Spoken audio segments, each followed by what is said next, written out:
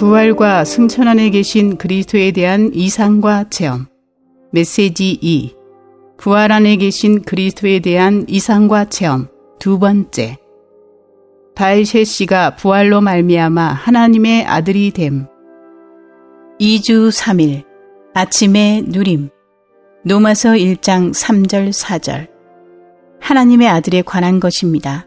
이 아들은 육체에 따라 말하자면 다윗의 씨에서 나셨고, 거룩한 영에 따라 말하자면 죽은 사람들 가운데서 부활하시어 능력으로 하나님의 아들로 인정되셨습니다. 이분은 곧 우리 주 예수 그리스도이십니다. 베드로전서 3장 18절. 그리스도께서 또한 죄들 때문에 한 번의 고난을 받으셨으니 그분은 육체 안에서는 죽으셨으나 영 안에서는 살아나셨습니다. 로마서 1장 4절에서 거룩한 영은 하나님의 본질, 곧 하나님의 본성이신 영을 말합니다. 베드로전서 3장 18절은 그리스도께서 십자가에서 죽어가고 계셨을 때 그분의 육체는 죽어가고 있었으나 그분의 영은 그렇지 않았다고 말합니다. 그분의 육체가 죽어가는 동시에 그분의 영은 매우 활발했고 활력이 넘쳤습니다. 한 사람이 십자가에 못 박혔습니다.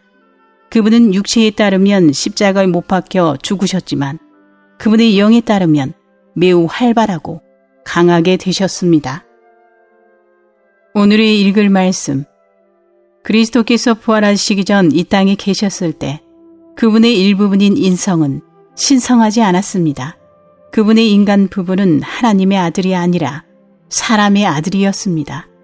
그분의 인간 부분은 십자가에 못 박혀 죽었습니다. 그런 다음 그분의 부활 안에서 그리스도의 신성이신 영 하나님께서 강하게 되시고 매우 활발하게 되셔서 신성을 그분의 인성 안으로 놓으심으로 그 인성을 신성하게 만드셨습니다. 우리의 거듭남도 동일한 원칙을 따릅니다. 그리스도의 부활 전에 그리스도의 인성은 다만 인간에 속했을 뿐이었습니다. 그러나 그리스도의 부활 안에서 그 영 곧 그분의 신성이 강하게 되어 그 신성을 그리스도의 인성 안에 나누어 줌으로써 그 인성을 신성하게 만들었습니다. 따라서 그리스도는 그분의 인성 안에서 하나님의 아들이 되셨습니다. 부활 안에 계신 하나님의 아들은 하나님의 독생자와 다릅니다. 하나님의 독생자는 신성하기만 할 뿐 인성은 없으셨습니다. 그러나 부활 안에 계신 하나님의 아들은 신성하고도 인간적이셨습니다. 그러므로 이 하나님의 아들은 독생자이실 뿐 아니라 많은 형제들 가운데 있는 맏아들이십니다. 따라서 우리는 그리스도께서 그분의 인성 안에서 첫 번째로 거듭난 분이시므로 그분은 우리의 맏형이 되셨고 우리는 그분의 많은 형제들이 되었다고 말할 수 있습니다. 그분과 우리 모두가 그분의 부활 안에서 거듭났습니다. 그리스도를 십자가에서 못 박아 죽게 한 이들은 십자가에 못 박혀 죽은 것이 그분께서 인정되시고 영광스럽게 되시는 최상의 길이었음을 알지 못했습니다. 하나의 씨가 땅에 묻혀 죽었다면 그 씨는 결국 싹이 나고 자라고 꽃이 필 것입니다. 동일한 원리로 죽음과 부활을 통해 그리스도는 하나님의 아들로 꽃 피셨습니다. 죽음이 없이는 부활이 있을 수 없습니다. 할렐루야! 부활 안에서 그리스도는 능력으로 하나님의 아들로 인정되셨습니다. 사도행전 13장 33절은 너는 내 아들이다. 내가 오늘 너를 낳았다. 라고 말합니다. 여기에서 아들은 독생자입니까? 아니면 맏아들입니까?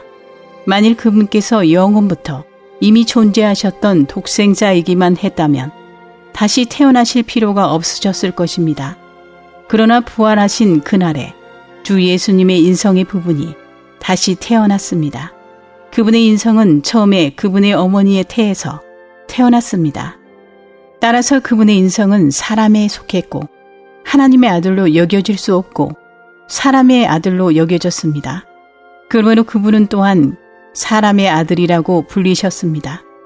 부활로 말미암아 그분의 인성의 부분은 다시 한번 태어났고 하나님의 아들로 인정되었습니다. 생명은 죽음으로 말미암아 작용합니다.